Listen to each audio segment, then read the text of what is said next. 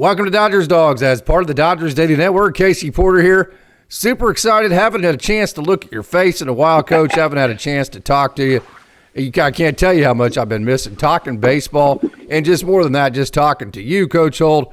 I'm super excited to start this show. Not excited about the game last night, but super excited to get the show started. Talk to you again.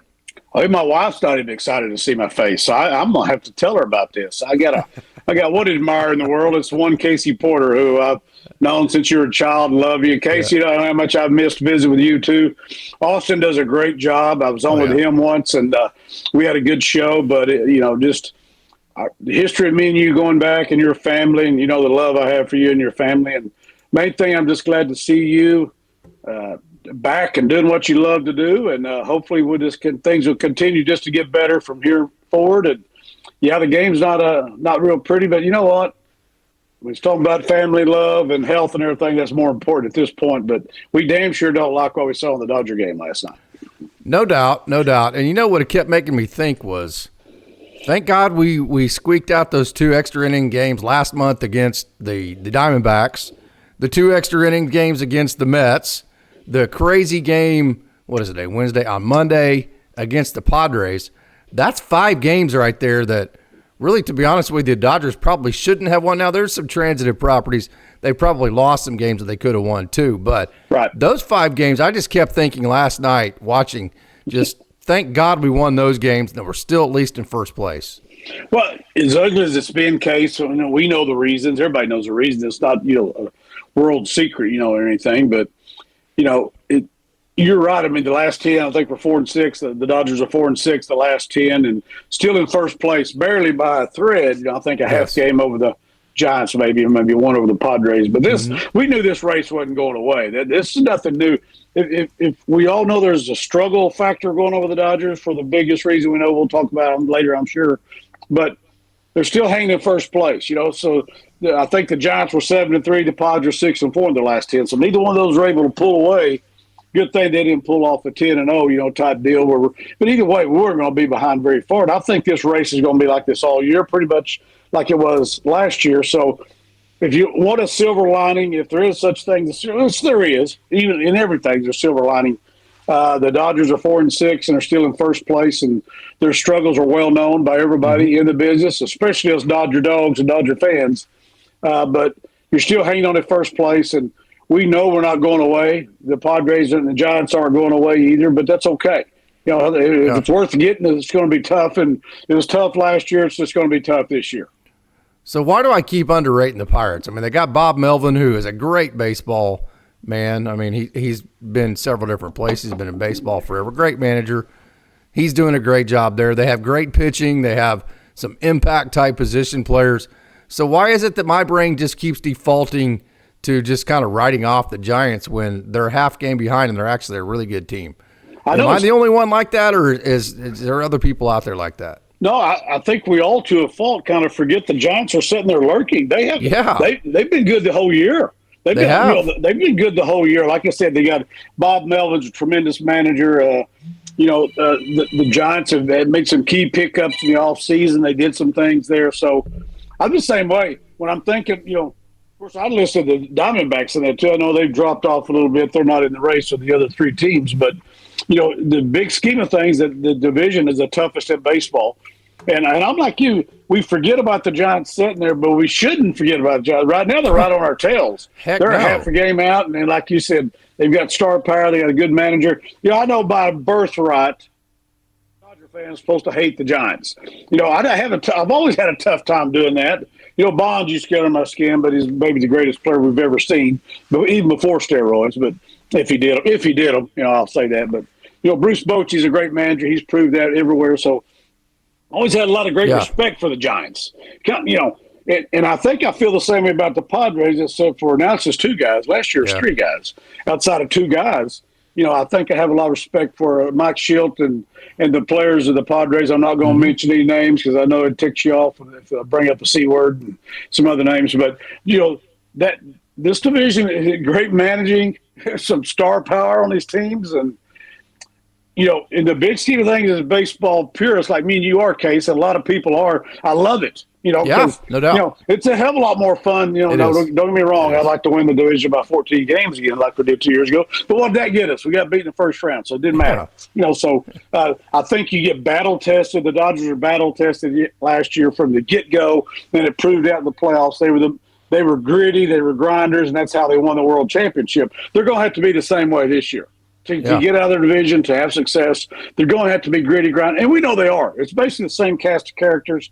We're dealing with some injuries and position players and off the charts injuries to the pitching staff. So there's things you got to deal with, but it's ridiculous. Good Lord, I know Dave Roberts still has hair. I don't know how, but if he's maybe scratching it out of there one of these days, he may end up scratching his hair out. But I know he still has hair. But good Lord, these guys, God bless them.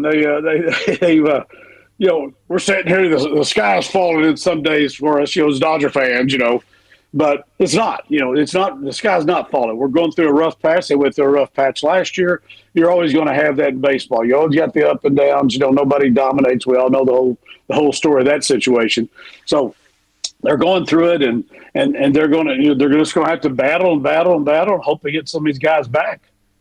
Just got to keep, it's kind of like a baseball player. You say, stay even keel, right? Yep. So you just got to keep the lows from getting too low. The Dodgers, I feel like, have done a pretty good job, even in patches this year where they haven't been at the top of their game.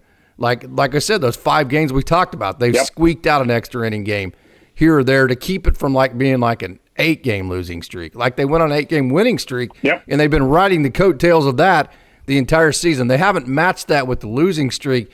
So I think until everything gets healthy, it's all about the floor for this team. Keep the floor high enough to where you stay engaged in the NL West, to where when you get healthy and then you get the favorable schedule, which is still a ways away, then you can make your move there. I think that's the plan. And we talked about this case on, I think, our last show together. This is, if you look at it, I haven't looked on down the road what the Dodgers schedule. Last year, the end of the season was a brutal, tough schedule. And I think that really helped them as they got into the tough part of the playoffs. But we talked about this last time we were together. This is their if you look at the stretch of games they're currently in right now. I mean, we got the Padres another 4. We got them like 11 games, right? And something. And they've played like 31 out of 33 days too. Yes. So and it's not going away. I think we turn around and play the Giants again, don't we? And then the Padres. Yeah. I mean, you have the Padres, the Giants, then the Padres again. Yes. And then some really scrappy teams like the Nats. The Rockies are terrible. You should win all 3 of those games. But the Nats, hey, that's a team that if you don't play well, you're going to lose. The Royals, we're very familiar with. They just pulled up Jack Caglione, who is big time. They have Bobby Witt Jr. That is a team in Kansas City. If you don't play well, you're going to get your ass kicked. I'm telling you, there's some energy there with the Royals. And so then that moves you into July. You have the White Sox. You should win that. Astros, that'll be a tough series. Brewers will be a tough series. Then you're back to the Giants and Brewers. So, I mean, you get a few small breaks, but it's going to continue on all the way through July at least. I haven't looked all the way into August. We're getting too far out in the weeds there. But, this is brutal, man. Well, like I said, you try to look at the big scheme of things. Like the Dodger, I know the staff every day that Dave Roberts and his staff walks in. Molly, what's it going to be today? How am I going? What shit sandwich are you going to serve me today? Right? Exactly. Just lay it right here on my desk and put some mayonnaise on it this time. Put some mayonnaise on it. Yeah, hey, I can't have mayonnaise right now. By the way, no mayonnaise for you. No mayonnaise. Let me wash it down with some buttermilk or something that tastes like crap. Mrs. Dash seasoning salt. Oh man, you're no salt. You're going to be the healthiest guy. Oh yeah, absolutely. Be the healthiest guy I know for damn sure. But yeah, it sucks.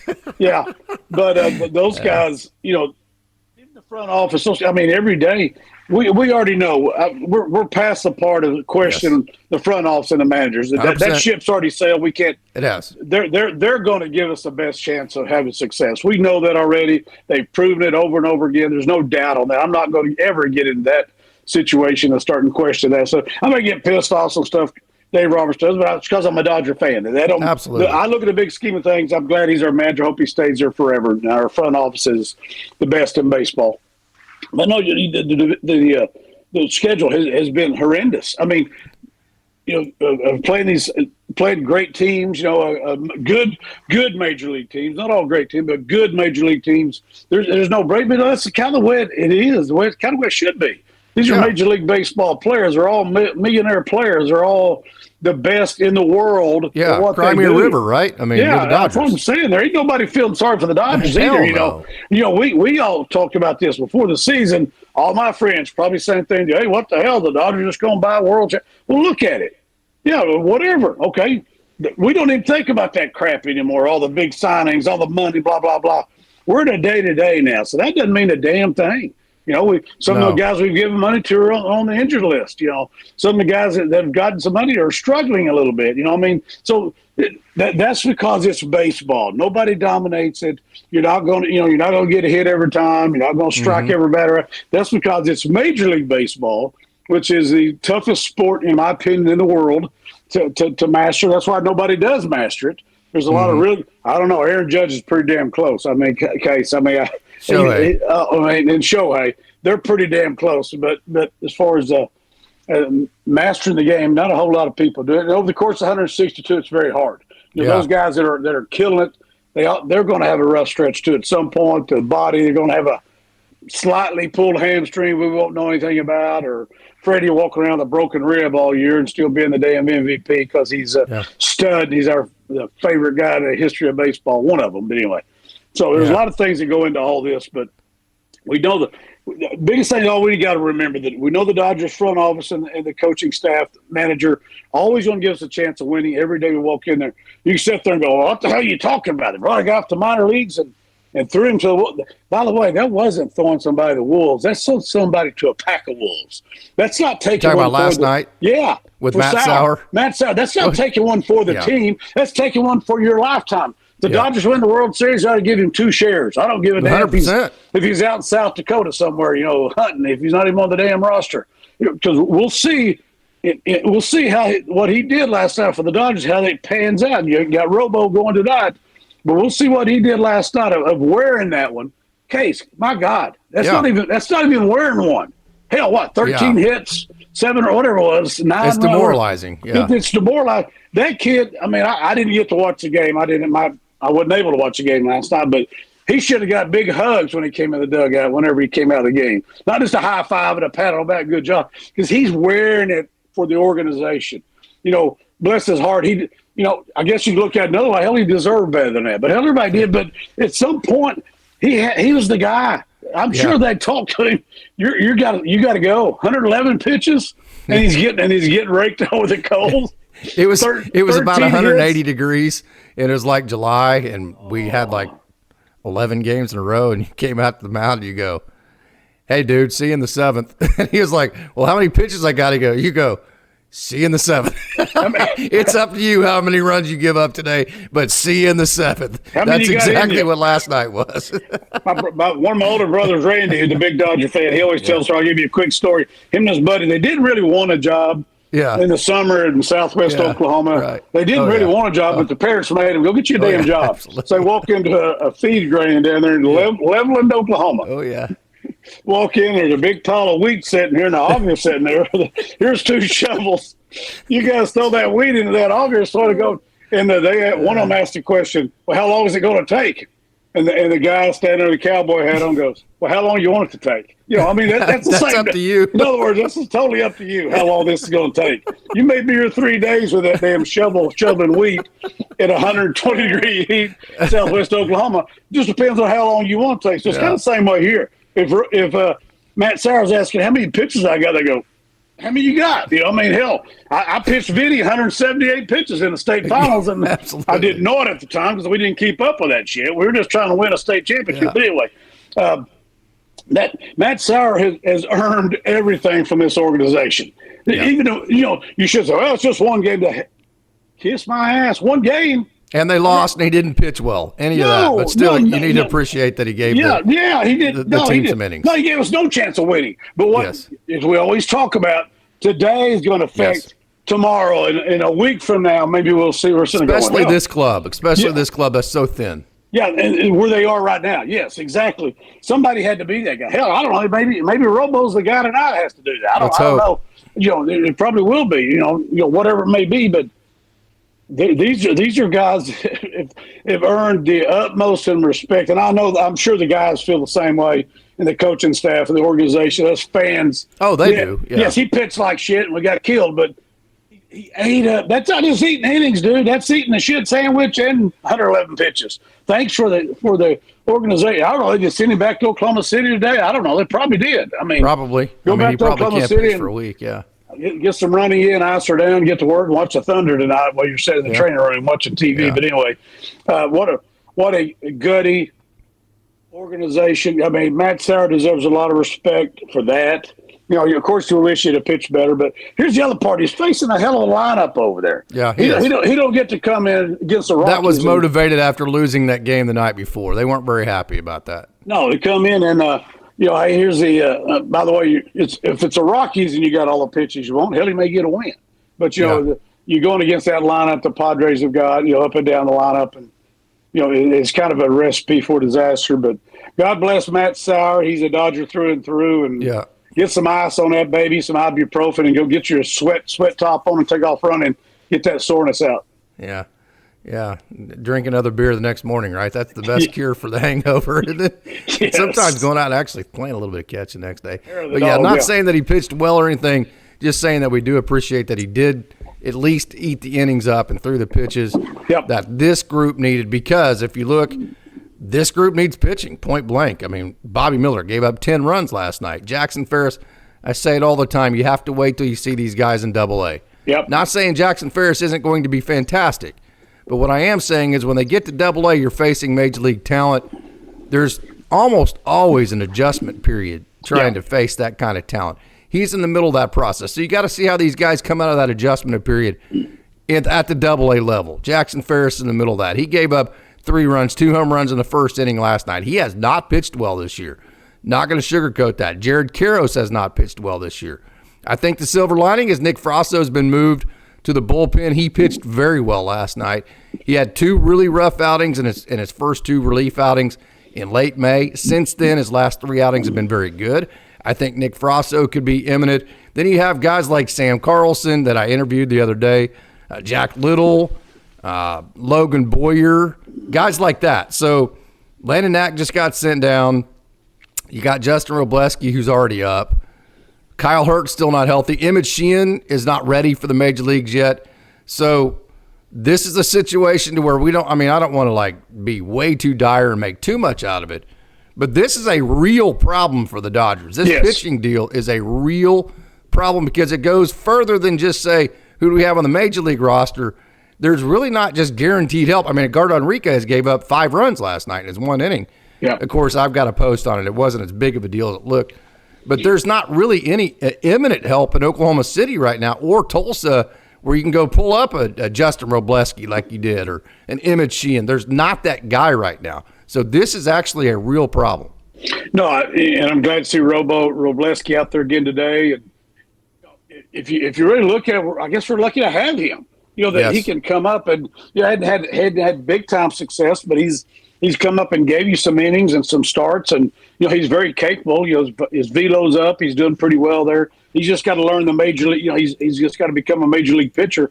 But at least you have that guy. You're right. This is a real problem for the Dodgers. We talked about again before the season. Everybody's sugarcoating. The organization's not. We're really not. It's everybody around it. What the hell, the Dodgers buying? Trying to stay positive, but I mean, might as well give them the dang title. And that's not how this works. That's all you got to say. And I saw Gonsolin just went on the IL too. Tony Gonsolin just goes on there. So we got 14 pitchers on the IL. We know there's some close. You know more about that than I do. I know we got some guys close.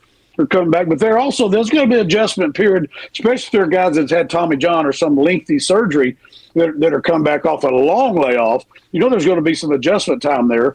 So, yes, we may be getting some guys back, but they're not going to roll back in and be as good as they were before they left. You're right, Case. I think we got to understand this is a real problem. The offense has had its moments, but it's also kind of gone south a little bit there. We're the best team in the major leagues and runners in scoring position. We go 1 for 23 in St. Louis in the first 2 games at runners in scoring position and kind of come back off that. The batting, we're still, I guess, the batting average. We may still be leading the major leagues, but it doesn't matter that, it's this is a day-to-day process. It's big league baseball. Every day's a new day. That's why those guys get up and hit off the tee every day. You see, man, Freddie and them out there doing their drills every day. They don't take a day. They don't quit trying to make themselves better every day. They're hitting off the tee and doing stuff with the cage before you see them out there under the lights. Freddie's down on his freaking knees on the towel with their infield, doing his infield drills. Like I'm sure all the infielders are doing their drills every day too. So this is a day-to-day process. And you're right. Right now, it's a real situation for the Dodgers. Yep. And if you look at all 14 of them, it's not real promising. I mean, you get right now that that's Tony what just I'm saying. That Tony's right just now at this there. moment, yes, it's not real promising about what the future's going to look like. So the future meaning like the next month or whatever. Yes, the next month. It could be not nearly as good as we. It's set up to be not nearly as good as we hope. Is what I'm saying. Right. No, you're absolutely correct, and I think that's where we are. And we're the front office and managers are way ahead of us on that stuff. The coaching staff, they are. They can only do so much. So yes, I mean, correct. They got to put their arms around a Matt Sauer and give him a big hug. Give him a big chicken fried steak and a few cold ones after the game and ice him down, whatever. But they know what they're up against. But it's the same old thing. We had a great superintendent, Craig Church in Fairview, Oklahoma. He always said during COVID, now what? Yeah, we know what and you were in the schools. I mean, we know what has happened. The kids were home, blah, blah, blah. Education was hurt, like a lot of other people in their jobs. Yeah. But the answer is now what? Do we just quit? Do we just start whining, crying tears and sit back and let kids just flounder? No. Now what is you attack, you go try to do better, try to fix things where you can. It's the same thing here. I went to an AD conference yesterday with the speakers. You know how those are, Case. You don't listen to all the damn speakers. This one guy had a real, I can't remember his name right now. I've got it all written down, but it's kind of the same thing. The culture, he's talking about culture, belief, your belief system that you have to bring. He's talking about a team as an AD with the coaches, which you've been involved in too. Coaches, you got a principal, the teacher, every business in the world. There's somebody leading the damn thing. Yes. And you've got a team. From secretaries to yourselves, whatever it may be. This is every walk of life. You got to have that belief. You got to have culture and plans. It can't go away. And I feel great about the Dodgers. Yeah. What they're doing. Even I have nothing to do with it. I'm not in there. I have no doubt in my mind those guys have a plan every day, even with a shit sandwich on the side over there, with a side of stale chips and some buttermilk to wash it down. I mean, all that crap's going on, but. I feel good about the plan, but it's hard to watch sometimes as a fan. But I think if you keep it in perspective, I know we do, and a lot of the Dodger fans are very intelligent. Our Dodger dogs, very intelligent fans. They get it. We're just all in there pulling. You just want to reach through the TV screen to help a kid. God, you got this. It's okay. Yeah. So, but that's the great thing about it. Dude, we're all in this. Yeah, we are. It's from the Dodger Dogs here in the state of Oklahoma to all over the country, all over the world, to the organization. Dude, we're all in all the time. That's all I can say. Yeah, so I'm not trying to be Donnie's doomsday here or anything like that or try to bring the mood down. You know how positive I am and how much trust that we have in Dave Roberts and the front office to put the best plan together, give this group the best chance that they have, and I think it's going to be okay moving forward. I just wanted to kind of bring the sense of urgency that there actually is right now with this team. Yep. And I want fans to understand that there is a big-time sense of urgency right now in terms of, and I think the fans do understand that, but in terms of there just really aren't any great options right now with all the injuries and all that kind of thing. And so I say all that to say, kind of my last point here, maybe my last couple of points. This is exactly why the depth, the thinness, the reason why we went on and on about being so happy about Matt Sauer killing those innings, even though he didn't pitch well, is because when you're in the situation the Dodgers are and you are razor thin, you have to win the games that you can, which means that there are certain games that you got to throw in the trash can by about the fifth inning and say, hey, we're not winning this game, but we can't lose tomorrow. Yep. And so that's a tough pill to swallow as a fan, because as a fan, damn it, we paid so-and-so for a ticket, for a beer, for our subscription to our TV. We don't want to see the Dodgers throwing games in the trash can in the fifth inning. That's the last thing a fan wants to see. I get all that, but it's really the only way this team can operate. If there's a situation where they have to just eat one every now and then, to make sure they have the best chance to win tomorrow. That's the only way, not the best way. It's the only way this team can operate for the next month. I wanted to kind of throw all that context out first, the doomsday context, to get to that point. It's called being real, Case. I mean, yes. you're a realist on that right there. I wouldn't say you're Mr. Doomsday, Dr. Doomsday here. You're just being real with the fans. Like I said, bullpen games have always been a thing in every level of baseball. The Dodgers just made it off the charts by doing it in the freaking playoffs, and they're getting ready to get eliminated. Yeah. And throwing a 2-hit shutout. And then, so the bullpen games, the Dodgers have made it sexy, I guess, if you want to say. They've always been there and blah, blah, because now a couple of them wasn't sexy in the playoffs last year. We already talked about that. A couple of them after that went to hell in a handbasket. But the big scheme of things, it saved their bacon, and they're still doing it. They're still having to do it. So it is what it is, the bullpen games, if you want to call it that. I mean, again, Sauer's not even a damn bullpen game. It's like, hey, dude, there's a whole cage full of lions over there. Yeah. We're going to throw you in there. Now, try to throw some strikes in there. Yeah, get after that shit, But, God dang, I got a lot of respect for that dude. I hope maybe I'll see him in Oklahoma City sometime. Go up and shake his hand. Thanks a lot for doing what you because, like you said, we can't, tomorrow, also a week from now, this is a domino effect. The Dodgers have to use a bunch of dudes last night. It affects the rest of the week, maybe the rest of the month. Yeah. This don't go away. It's not just one game. What the hell are they doing there leaving Sauer out there? They're trying to win consistently.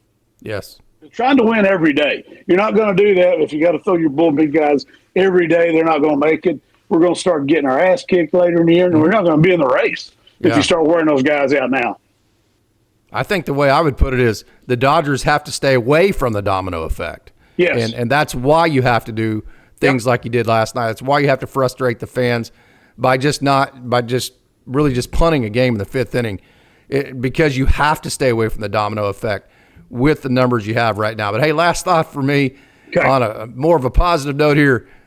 Giants huge rivalry. I've always thought the Giants like OU Nebraska were big rivalry, but it was filled full of respect. But then, like, the Dodgers and Padres would be like the OU Texas, just straight hatred, that kind of deal. Yeah. I mean, it's just I hate those guys, that kind of deal. At least that's been my perception. Having said that, the two big rivals, Bob Melvin at San Francisco, love that guy. Mike Schilt, he was in St. Louis, total first class. I love Mike Schilt.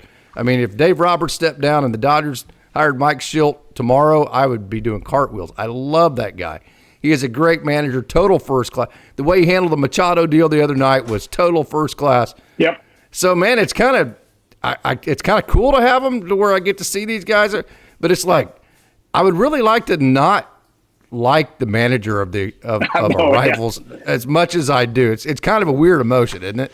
Yes, it is. And I've told you this before.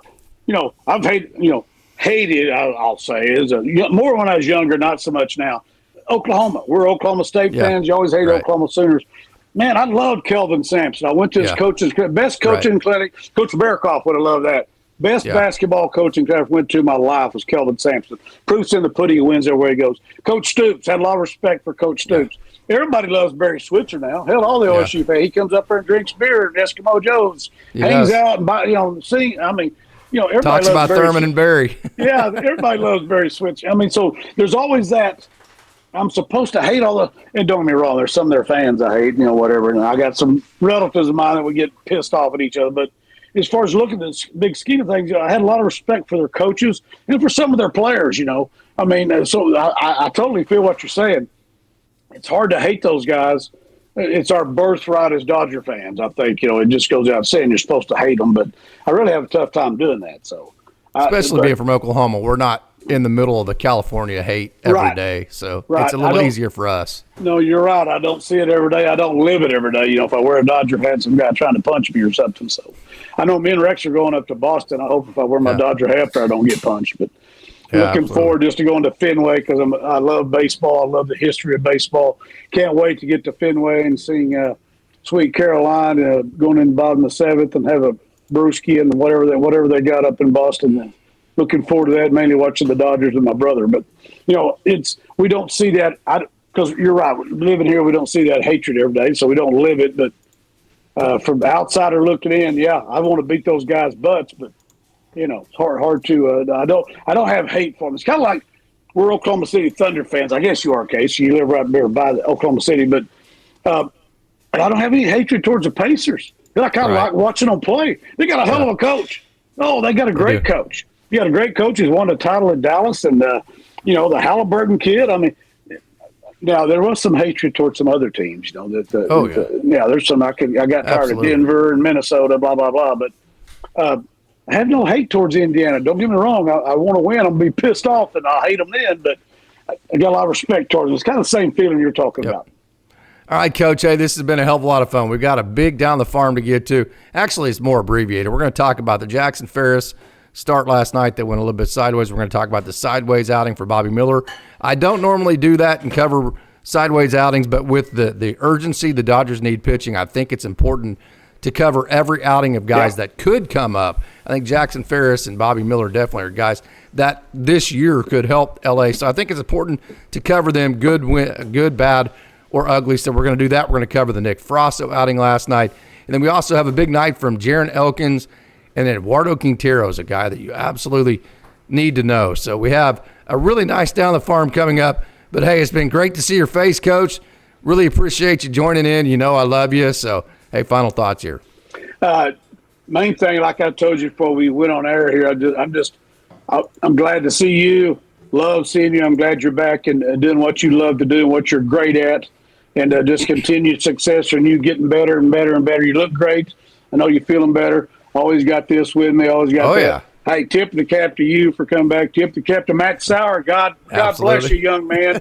Go ice her down and get a run in and have a big steak today. You're a Dodger through and through. I know it wasn't pretty for him, but Dodger fans, Dodger dogs, we love you guys. You're the best there is, and the Dodgers are the best. So can't wait for tonight's game, and go get them, Robo. Get the old cowboy on the mound. Maybe he'll come up with a big performance for us and stop the bleeding, so to speak. So always great to be with you.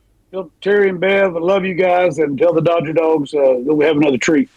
Yeah, absolutely. So don't go away. Coach Holt, thanks one more time. Let's not waste more time. Let's take a trip down the farm.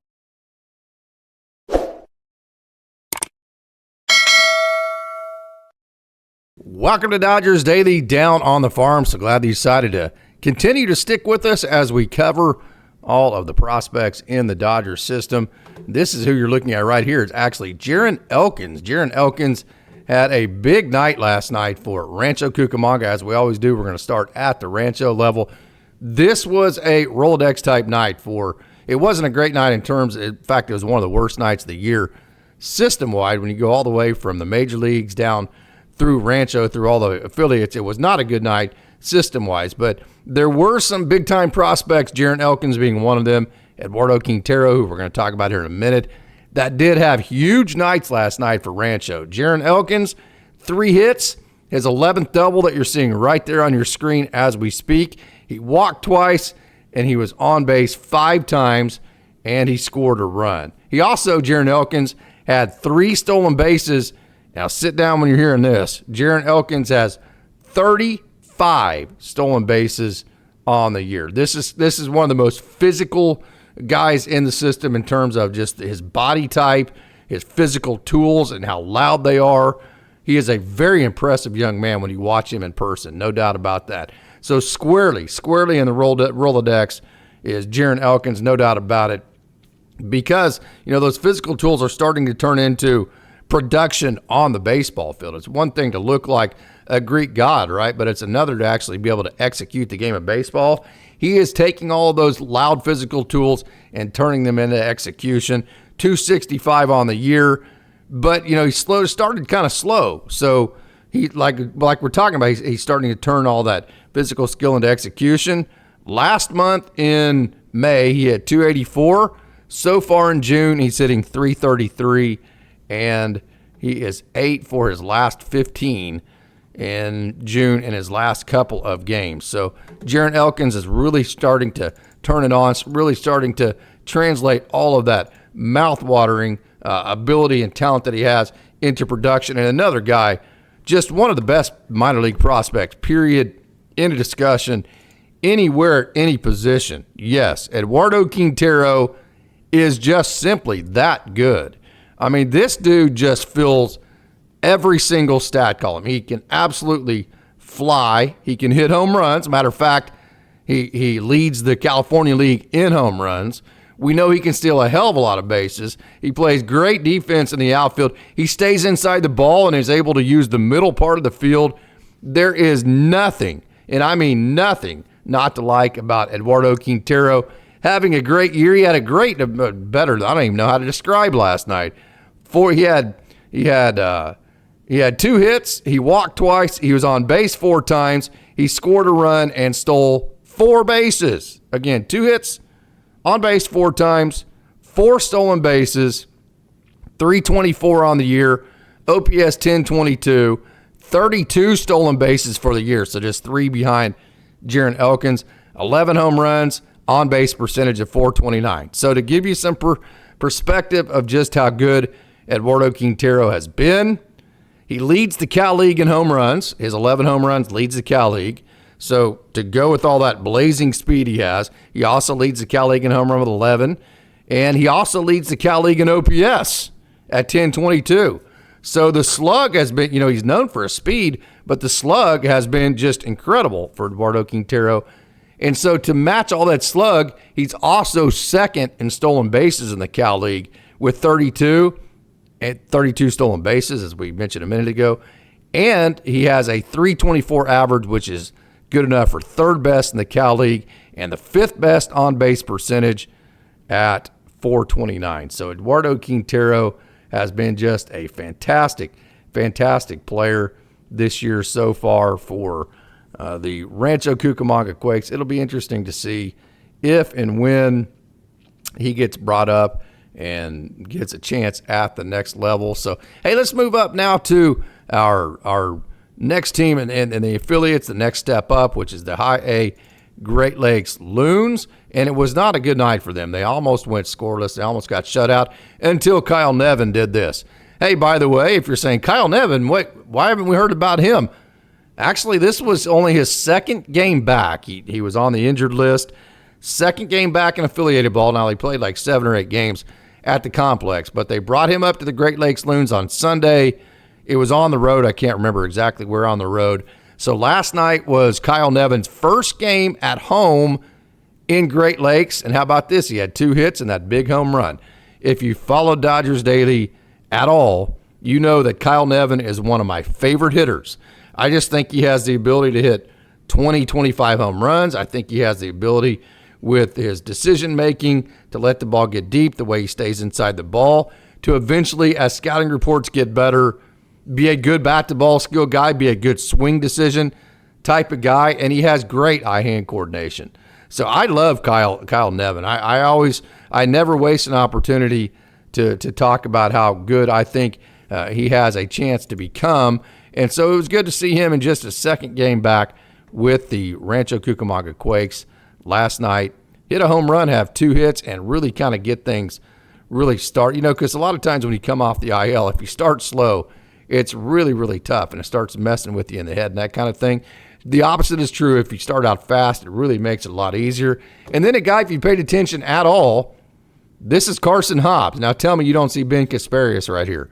I mean, this is Ben Kasparius, but Ben Kasparius, when he was at High A, didn't have the arsenal that Carson Hobbs has. Now look at those huge breaking pitches. Carson Hobbs has the chance, just like Ben Kasparius. Look at that bomb that he just dropped there. That's a Ben Kasparius type curveball that he can drop. That's a fastball that can range up to 100 miles an hour like Kasparius. He has secondaries with the sliders and the curveballs like a Ben Kasparius. But the thing about it is Carson Hobbs actually is probably substantially better at the execution piece. See, there's that slider there. You've seen the curveball now and the slider, and then there's another big curveball. You've seen the big fastball.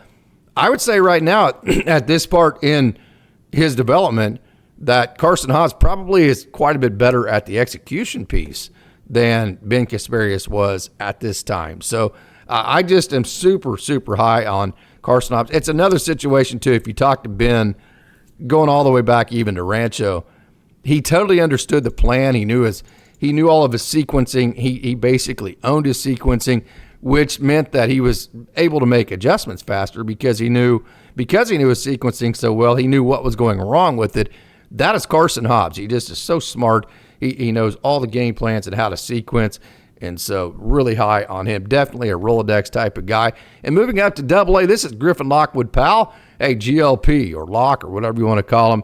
Having a really good year, quiet year down in AA. That's because he's just kind of a quiet guy. So usually, he aims for that right center field gap, but when you throw him a breaking ball that is breaking in to him, he can definitely turn on the ball. So he said good year for GLP, 273, OPS 814. Great production considering especially that he's been basically the everyday catcher for the AA Tulsa Drillers. So I never miss a chance to brag on Griffin Lockwood, pal. That is no doubt about that. And another guy that really is making a splash right now. I know everybody was kind of like, wow, I didn't see that coming. I didn't have that in my bingo card that day. My bingo card of Cole Myers getting brought up to AA Tulsa instead of like a Josue de Paula or a Zaire Hope. But Cole Myers has been fantastic since he got brought up. Not surprising because, kind of like we talk about with Kyle Nevin, the higher the levels you go, the better and more accurate the scouting reports get. This is a guy at Troy that's used to having accurate scouting reports. So just knowing what pitches are coming and just kind of having a scouting report that you can rely on to make better swing decisions has to this point really helped Cole Myers. And he has rocked and rolled since becoming a driller and getting that promotion. He had a home run last night. This was his first home run in AA. Remember, he runs a 6'4" 40. He's one of the fastest guys in the Dodgers system. Cole Myers has hits in 5 games in a row, and he's hitting, sit down, and when you listen to this, Cole Myers is hitting .357 this month, and he's 7 for his last 17, .412, and it's hitting so since he's been brought up, he's hitting .326 with the Drillers. OPS 901. So very, very good job for Cole Myers for the AA Tulsa Drillers. And the guy who started last night is one of the biggest prospects in the game that is having a year. Not going to sugarcoat it. We're going to go ahead and cover it on today's show because the Dodgers need pitching in L.A. And I think Jackson Ferris is a guy that if he starts pitching well, you could see him in L.A. towards the end of the year with all the help that the big league club needs. But last night was another one of those nights to where he just couldn't figure it out. He walked the first guy of the game and then got a couple of outs and then gave up back-to-back home runs. Gave up three. There's one of them right there. Gave up. That's a wall scraper there. Not a big deal, but still, it's the walk in front of it, and then it's the fact he gave up back-to-back. So Jackson Ferris, I'm going to simply say it here, is struggling. I don't think there's any two ways to put about it. And I usually don't cover negative outings like this or outings that go sideways, but I feel like it's important at this point of the season where the Dodgers really need major league pitching to be very honest where all the guys that could be get brought up are actually at. So last night, so far this year, has not been the year that Jackson Ferris has wanted. I don't think he's in position, well, if you just look at the results, not in position to get brought up, which is disappointing because I think he was a guy the Dodgers would have eagerly have done so. So again, but I'll say this, after the back-to-back home runs, the 3 spot in the first inning, he settled down, did not give up a run. But then, last year, one of the things that he did really well was that he went 6 innings in like almost all of his outings from like July on. So I don't have any inside information. I will not ask. It's not something I'll ask about. But it's more so than just the 3 runs, just the 75 pitches and the 3 innings. That's something I'm very curious about as to why there's so much limitations on his pitch count and his innings limit. So there is a guy, Jackson Ferris, that I know a lot of Dodgers fans are very excited about. Also a guy, this is why I say all the time, you just got to wait to get excited about these guys until you see them in AA and see them make the adjustments at the AA level. So another guy that I didn't even rip the video from last night. I'm just going to show you some live video of Bobby Miller. Another guy that could provide help for LA in a period of time where they need it. 10 runs last night. Very disappointing because he had a couple of good outings before that, but back to the drawing board. And I'm just going to say this. Looking at the mix, he threw 38 4-seams. He threw almost no 2-seams. And there's a lot of guys, and DA is one of the most amazing pitching coaches in the world. But I've been saying it for 3 or 4 years now. Instead of trying to throw it 100 miles an hour straight as a string, I just wish he would do what a lot of guys have done. Turn the ball right with your sinker at 98. Create movement at 98 instead of just trying to throw it as hard as you can. And then match that with the cutter, and then throw the curveball for swing and the miss that dives down the dirt, and then occasionally throw the four seam up in the zone, but not as a centerpiece. It's more of a change the eye level, try to get swing and miss at the top of the zone as just kind of a change eye level type piece to the arsenal as far as the four seam goes. But feature the two seam, the movement at 98, the right turn of the two seam, and then the left turn of a cutter. I just think that's the plan for him. I think it's been the plan for a while. Have not seen that, and it has been frustrating. Last night was another frustrating outing for him, giving up 10 runs. I really just don't have a whole lot. A lot of times I at least try to dive into some positive aspects in terms of the, maybe the process of the way things went down. But last night, really, I just don't have anything to say other than just totally frustrating. But on better news, hey, this is Nick Frasso, and Nick Frasso has moved to the pen about 5 outings ago. His first 2 outings, as we were talking about Coach Holt earlier, in relief were not good, but his last 3 have been. And last night was very good, and the velo is climbing for Nick Frasso. He was 94-96 last night, but, hey, he threw a slider the most. So showing that slider, that one there, as a centerpiece is a really big deal. He also threw his changeup the second most. So squarely a 3-pitch pitcher right now for Nick Frasso with velo in the 94-96 range, which that's not top end for him, but he was 91, 92, 93 like a month ago. So the velo is definitely climbing. You figured it would as the season went on, which means it might keep climbing all the way as everything warms up coming off of his shoulder surgery last year. So, hey, on the 40-man, if the Dodgers needed somebody to come in and fill in, then I think the guy right now, if you needed, maybe a 2-3 inning outing here in maybe 3 or 4 days, I think Nick Frasso at this point would probably be the guy. And you might say, well, what about the young man that just came off the IL and Edgardo Enriquez? 101 miles an hour right there, but he gave up 5 runs in his 1 inning. But to be honest with you, it started out great. I mean, he was hitting 101. He was making pitches like that. He struck out the first 2 outs of the inning, and then he walked the guy through a couple wild pitches. That's Austin Nola. You can see him. And, I mean, they have a couple of major leaguers. The guy that actually hit the home run off of him, I can't remember. Michael Tolio is who it was, major leaguer. So there's a lot of major leaguers at the AAA level.